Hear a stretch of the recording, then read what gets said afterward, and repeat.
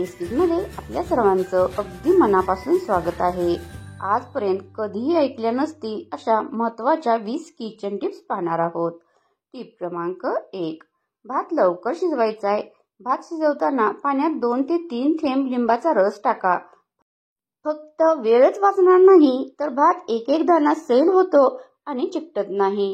Tip क्रमांक 2, आंबट दह्याचं पौष्टिक रूपांतर, प्रोबायोटिक घोट।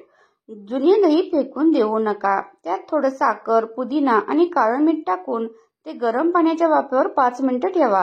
तयार एक नैसर्गिक प्रोबायोटिक ड्रिंक। टिप क्रमांक 3, आलं चिरताना चकाकतका।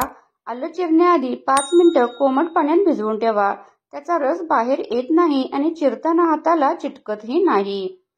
टिप क्रमांक 4, दूध न सांडण्यासाठी खास उपाय। दूध उकळताना वाडगं त्यावरच ठेवून गॅस मंद करा।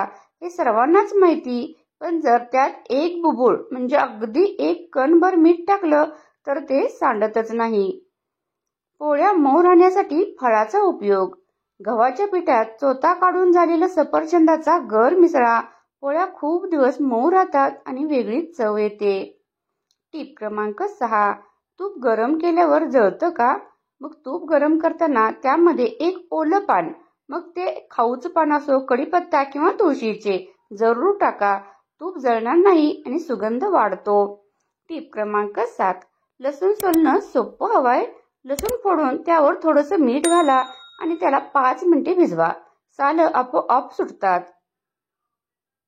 टिप क्रमांक 8, रात्रीचा उरलेला भात फ्रेश करायचा उपाय। उरलेल्या भातावर 2 थेंब दूध टाकून 10 सेकंद मायक्रोवेव्ह मध्ये गरम करा, फ्रेश भातासारखा वाटेल। टिप क्रमांक 9, कढई तेलकट झाले। कढई धुण्याआधी थोडं बेसन पीठ आणि मीठ घालून घासावं, सर्व चिकट तेल सहज निघून जातं। टिप क्रमांक 10, तूप किंवा लोणी जास्त दिवस टिकवायचंय। एका कोरड्या बरणीत लोणी ठेवून त्यात एक लवंग आणि हळद टाका, बॅक्टेरिया वाढणार नाहीत आणि तूप आंबट होणार नाही।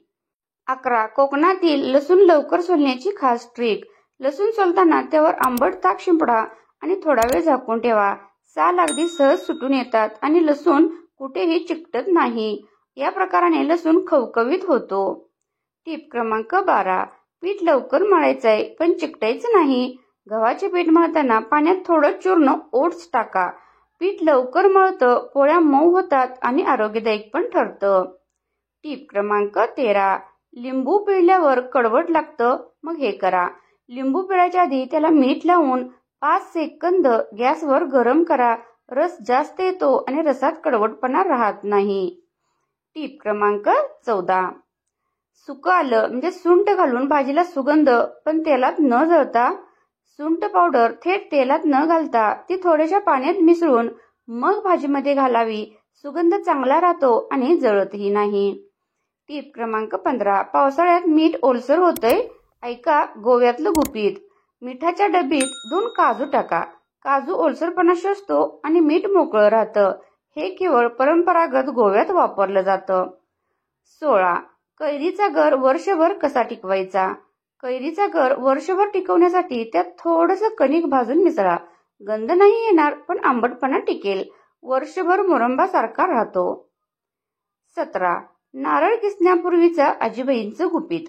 नारळ किसण्याआधी तो थोडा वेळ तांदळाच्या पाण्यात बुडवून ठेवा, मग किसल्यावर जास्त दूध येतं आणि किसणंही सोपं होतं। टिप क्रमांक 18, भाजी जास्त शिजली तर गिचमिच होत नाही।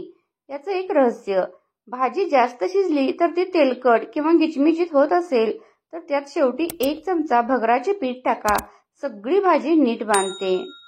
टिप क्रमांक 19, लोणच्याचं तेल फिकट पडलंय, रंग खुलवायचाय।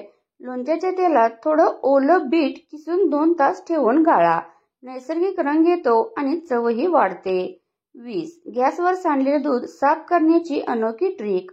सांडलेलं दूध वास येत असेल तर त्यावर थोडी सुकी चहा पावडर टाका आणि 10 मिनिटांनी पुसा, सगळी दुर्गंधी नाहीशी होते।